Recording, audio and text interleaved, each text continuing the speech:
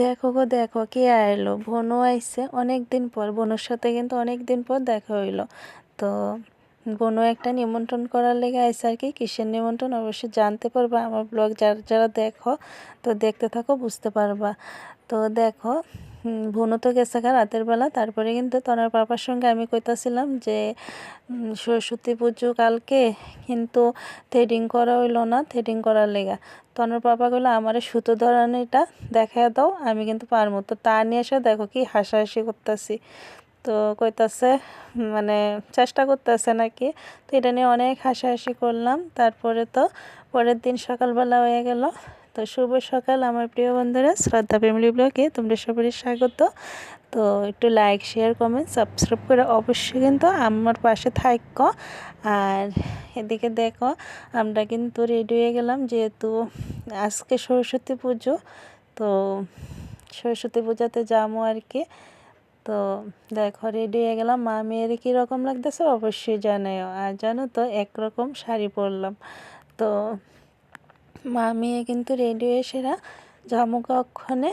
তো যেহেতু সকাল সকালই পুজো হইব আর কি, তার লেগা এই যে সোমবারের ভিডিও এটা।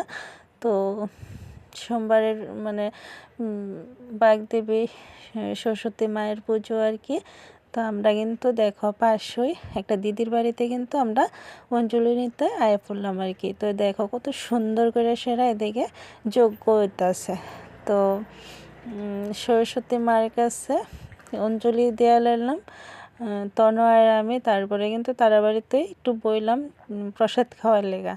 তারপরে জানো তো এদিকে কিন্তু অনেক আনন্দ করে সেরা তারপরে বাড়িতে আমু। তো মার কাছে অঞ্জলি দেওয়া নমস্কার করে সেরা কিন্তু মার কাছে একটু জ্ঞান বুদ্ধি বিদ্যা সব কিছু চায়া নিলাম, মা যাতে সকলের মঙ্গল করে।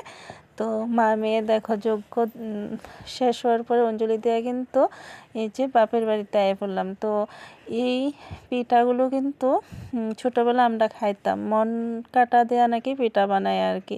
তো তনর লেখা কিন্তু মারে কইলাম যে বানাইতো, তো মা বানাইলো আর কি। তো তনের দিদিন বানাইলো। তারপরে কিন্তু খাওয়া দাওয়া করে তারপরে বাড়িতে পড়লাম। আর পরের ভিডিওটা দেখো, অনেক মজাদার ভিডিওটা এতেছে। তো এই পর্যন্ত ব্লগটা টাটা।